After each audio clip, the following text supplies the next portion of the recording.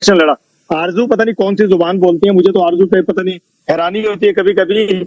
ये मेरी फ्रेंड भी है, तो मैंने ये कहूँ कि इनको ऑफर देता हूँ कि बहुत पास आ जाइए हिंदुस्तान की फेवर करने से, किसी खामखा को प्रॉब्लम में आ जाओगी आप। तो मैं थ्रेट नहीं कर रहा हूँ, मैं ये कह रहा हूँ कि अपने मुल्क के लिए बोलिए, अपने इदारों के लिए बोलिए, अपने आदमी के लिए बोलिए, अपने हमारी भाषा में धमकी कहते हैं। आरजू ऐसी जुबान इस्तेमाल करते हैं। आरजू जो ये 10 नाम है, 10 नाम जरा वो स्क्रीन पर भी एक बार रख दीजिए।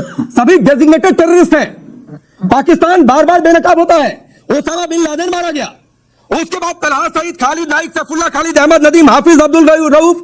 यहां पर राजा मुबीन कह रहे हैं कि स्क्रूटनी होती है। कौन सी स्क्रूटनी है? देखिए, ये बिल्कुल ठीक कह रहे हैं।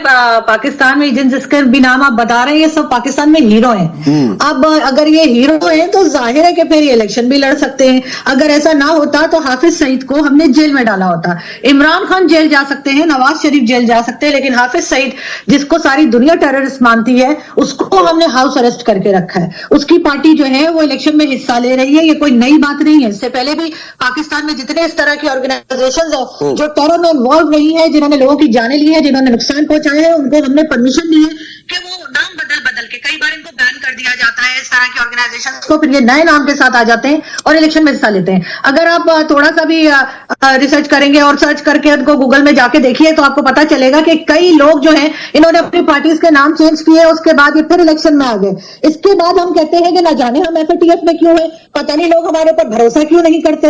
हाफिज सईद को हमने हाउस अरेस्ट करके रखा है, सारी फैसिलिटीज उसको दे रखी है, हमें शर्म नहीं आती। उसके बाद हम पूरे धड़ल्ले से आके इन लोगों को डिफेंड कर रहे होते हैं। इसके अलावा लश्कर जंग भी और इसी तरह की कई दूसरी ऑर्गेनाइजेशन भी है जो इस बार इलेक्शन में हिस्सा ले रही है। तो आप समझ सकते हैं कि किस तरह के लोग और किस माइंडसेट के लोग पाकिस्तान में रहते हैं जो इन लोगों को इलेक्शन में ला रहे हैं और इन्हें पार्लियामेंट तक पहुंचाएंगे।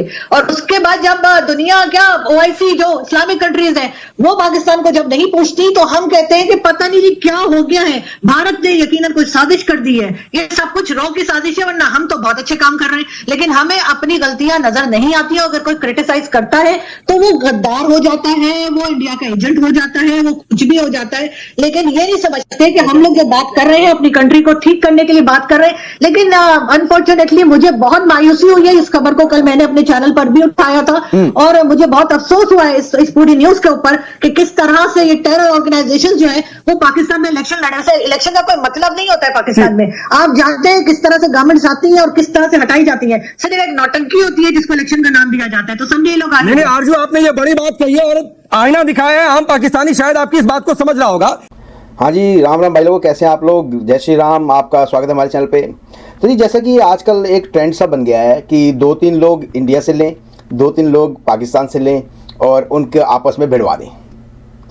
अभी जो हाफिज सईद पाकिस्तान में इलेक्शन लड़ रहा है और आप हाफिज सईद पाकिस्तान का नया प्राइम मिनिस्टर भी बन सकता है, कोई बड़ी बात नहीं है। ये सब पाकिस्तान में होता है, पाकिस्तान में सब चलता है।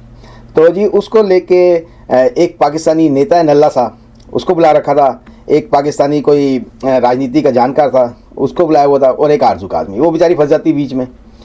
और इधर से भी कुछ लोग बैठे हुए थे और राकेश जी ने अपनी सुल्ली लगा देते हैं, आपको पता ही है, और छेड़ दिया जी कि हाफिज सईद को तो प्राइम मिनिस्टर बनाएंगे, साहब है वो तो तुम्हारे। और उसी को लेके गर्मा गर्म बहस हुई है। तो आइए चलिए देखते हैं वीडियो को और फिर बात करते हैं। इरशाद भाई, मैं आपके पास आ ही जाता हूं, उसके बाद मैं हिंदुस्तान में जो हमारे गेस्ट हैं उनके पास मैं रुक करूंगा। ये आईना है आपके पाकिस्तान का, आतंकी चुनावी मैदान में है। आरजू आपकी हमत, आप देखिए, आपको आईना दिखा रही है कि आतंकी डेजिग्नेटेड टेररिस्ट को आप चुनाव लड़वाते हैं।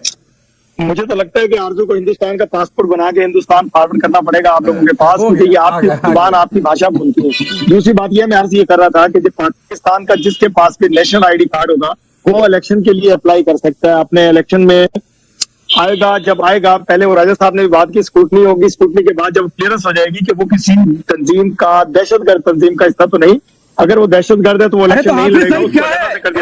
एक बात सुन ले, हाफिज सईद कहते हैं, मैं दहशतगर्द नहीं कहता हूँ हाफिज सईद साहब को, वो इस्लाम की तबलीग देते हैं, वो मदरसे चलाते हैं, स्कूल चलाते हैं। आप छोड़िए उस बात को, डिबेट इस पे है कि जी दहशतगर्द इलेक्शन लड़ रहे हैं। मैं ये कह रहा हूँ कि जब तक उनको क्लियरेंस नहीं होगी इलेक्शन कमीशन की तरफ से, जब तक वो इलेक्शन नहीं लड़ सकेगा। अभी देखिए, मैं लाहौर में बैठा हूँ, मैंने अप्लाई किया टिकट के लिए, मुझे मेरे कायद मियां मोहम्मद नवाज शरीफ साहब ने लाहौर बुलाया। मैं 5 दिन से यहाँ मौजूद हूँ लाहौर में। आज मेरा इंटरव्यू था, अब इंशाल्लाह आपसे रात में मैं इस्लामाबाद वापस चला जाऊंगा। तो ऐसा नहीं है कि जिसने अप्लाई किया उसको टिकट मिला और उसने इलेक्शन लड़ा। आरजू पता नहीं कौन सी जुबान बोलती है, मुझे तो आरजू पे पता नहीं हैरानी होती है कभी कभी।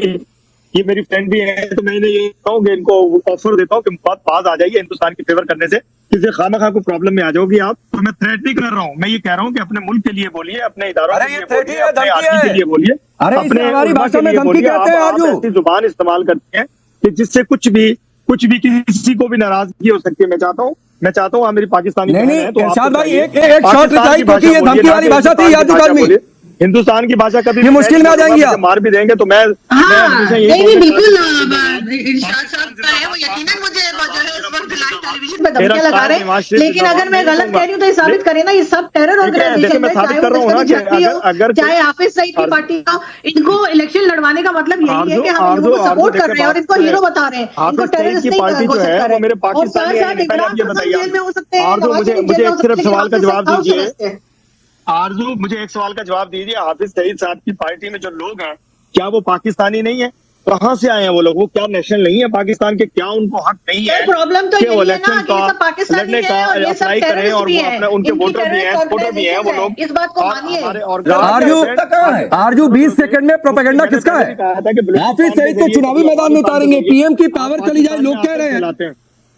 आप कभी नहीं पीएम की पावर तो नहीं जाएगी, लेकिन अभी भी मेरा ख्याल है कि पूरी तरह से ये जो ऑर्गेनाइजेशन है ये पाकिस्तान में काफी मजबूत है और इनकी मर्जी से ही सारा कुछ होता है और हर गवर्नमेंट इनको सपोर्ट कर रही होती है। बाहर मस्जिद के बाहर या दुकानों में आपको डोनेशन बॉक्सेस भी दिखाई देते हैं, इनके ऊपर कोई कार्रवाई नहीं हो रही है और इसके बजाय इनको इलेक्शन में हिस्सा लेने दिया जा रहा है। मुझे नहीं पता कि इरशाद साहब क्यों इन्हें सपोर्ट किए जा रहे हैं। हाँ जी, वीडियो तो हो गया यहाँ पे ख़त्म। उम्मीद करता हूँ आपको पसंद भी आया होगा। तो आपने देखा कैसे मतलब एक हाफिज सईद जिसको अमेरिका ने भी आतंकवादी बोला हुआ है, यूएन ने भी आतंकवादी बोला हुआ है, उसको डिफेंड कर रहे हैं ये लोग नेशनल टीवी पे आके इंडिया के। इनके यहाँ तो आता नहीं ना, ये टीवी चलता नहीं है तो कोई भी चैनल नहीं आते इंडियन, ये सब इंडिया में ही देखे जाते हैं, इंडिया में इनकी ऐसी हो रही होती है। और दूसरा है आरजू काजमी, अगर वो सच बोलती हैं तो भाई उनके लिए बहुत खतरा है वहाँ पे, और अगर वो बस ऐसे ही है कि भाई चलो इंडिया के बारे में बात करो व्यूज़ आएंगे, तो भी उनके लिए खतरा ही है। अगर वो किसी एजेंसी के साथ जुड़ी हुई है, जैसा कि एक वीडियो मैंने देखा था पीछे, तो उनके लिए कोई खतरा नहीं है। लेकिन अगर बोलती तो है, सच बोलती है, और पाकिस्तान में तो आपको पता है सच बोलने की क्या सज़ा है, बंदे के बंदे गायब हो जाते हैं यार, कोई बंदा दिखाई नहीं देता। उसके बाद वो कहीं दूसरी कंट्री में जाके भी पत्रकारों को गोली मार देते हैं यार। और जब बंदों को उठा के ले जाते हैं एजेंसी वाले, और जब वो निकलते हैं तो दाढ़ी बड़ी बड़ी हुई होती है, और वो तो भाई धार्मिक वो बन चुके होते हैं, पूरे मौलाना बन चुके होते हैं। ये आरजू काजमी भाई अपना ध्यान रखा करो, अगर आप ऐसा बोलती हैं तो आपके लिए बहुत ही रिस्की है। कोई मतलब आप ये समझें कि पाकिस्तान में रह के पाकिस्तान की बुराई करना और इतने लाउडली करना, इट्स नॉट ईजी। तो जी मैं तो यही कहूँगा, प्लीज़ अपना ध्यान रखा कीजिए और जितना हो सके बचा कीजिए। तो ये उम्मीद करता हूँ वीडियो आपको पसंद आया होगा। प्लीज़ चैनल को सब्सक्राइब करें, वीडियो को लाइक करें, शेयर करें। मैं मिलूँगा आपको अगले वीडियो में, तब तक के लिए जय श्री राम, हर हर महादेव, जय हिंद।